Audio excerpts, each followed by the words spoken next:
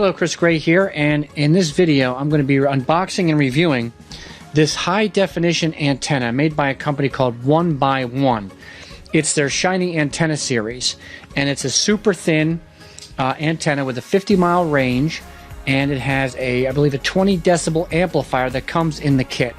So if you're thinking about cutting the cable and trying to get some local channels, this would be a great way to do it.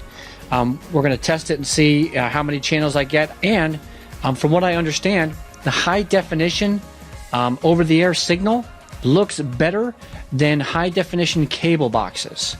So there's a couple of different ways the company says you can hook this up to your TV. One is by connecting right to the TV, which I'm going to show you on the TV behind me. Another way is to connect to an actual digital set-top box. So let's look at some of the stuff that comes in the packaging. Here we have, this is the booster, or the amplifier. You would basically plug in a power cable which is supplied, and would plug into a wall, and here is a regular coaxial cable that would plug into your TV. And this way you can get an amplified signal. The only way you would need this is if you're having a hard time picking up a signal, depending on the distance you are from an antenna or from a high definition over-the-air source. Next, we have the power cable for the amplifier.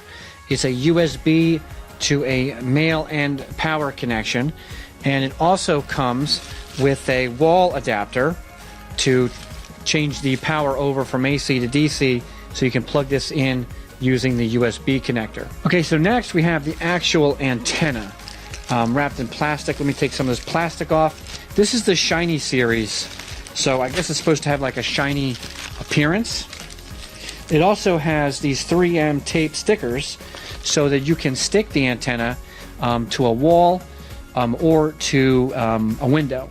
There's also, you can actually buy an accessory where it'll hold the antenna, and you could actually put it on your entertainment area, or you could put it on a desk, more for like a stand. Also included in this kit are some instructions and some information. Now normally I just throw them off to the side, but these instructions seem to have some pretty useful information inside. It gives you an idea of how you can install said antenna.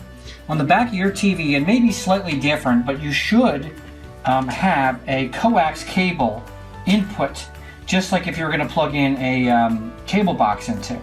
Well, same thing goes for this TV. We're going to be plugging in this cable, this coaxial cable, from the antenna into this port right here, which is a antenna cable input. Okay, everybody's TV setup is going to be slightly different in their menu section.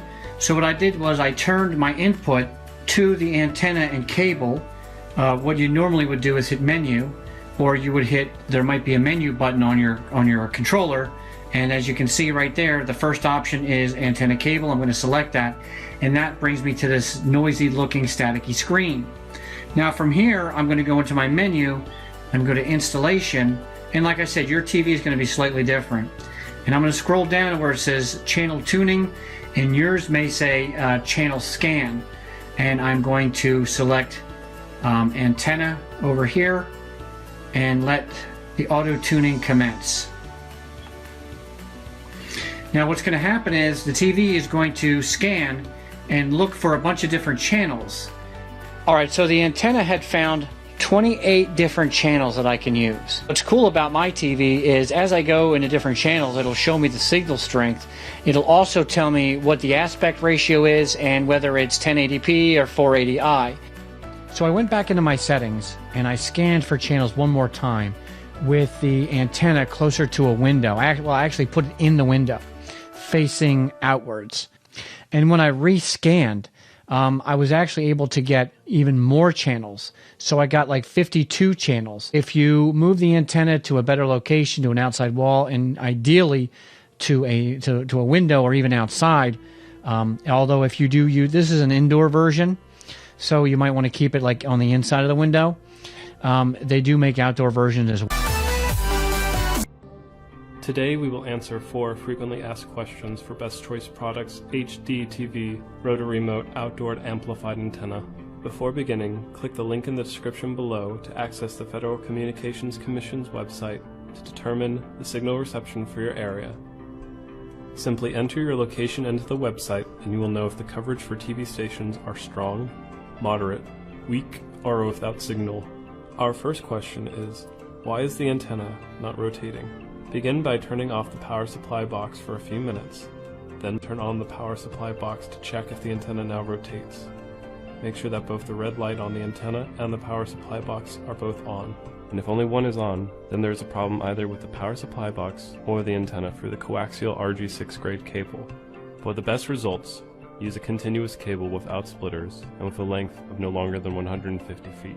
Another frequently asked question is, the antenna is not getting channels that a neighbor is able to receive when pointed in the same direction. Why is this? First, it is important and recommended that the antenna be raised 30 feet above the ground for optimal results. The antenna is able to pick up signal for approximately 150 miles. But if anything is blocking the line of sight of the broadcast tower, this will inhibit the amount of channels available. Things such as trees, buildings, or mountains, for example. Additionally, the television itself may not pick up HD channels if it is an older analog television. If an older television is using an HD TV antenna, it will require a converter box to pick up HD channels. A third question is, how do you search for channels without losing the first channels already found? The television menu will typically provide a save option to store channels already found. Each television has its own particular method for scanning to search for signals. And so if there are particular channels that are sought, begin by entering the channel into the television. Next, rotate the antenna with either the remote or the button on the power control unit until the rotor motor stops.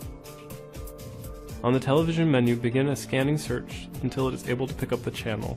If the channel you are searching for is still not found, check online at fcc.gov, link in the description, to know if the channel sought is available in your area. Our final question is, how can I hook up two televisions to the HD TV rotor motor antenna? To install a connection for two televisions will require an additional coaxial RG6 grade cable that will connect to the TV2 outlet. Best Choice Products HD TV rotor motor amplified antenna supplies only one cable, so additional cable will have to be purchased for this second television. Once the additional cable is acquired, simply connect it to the TV2 outlet in the power supply box and to the television.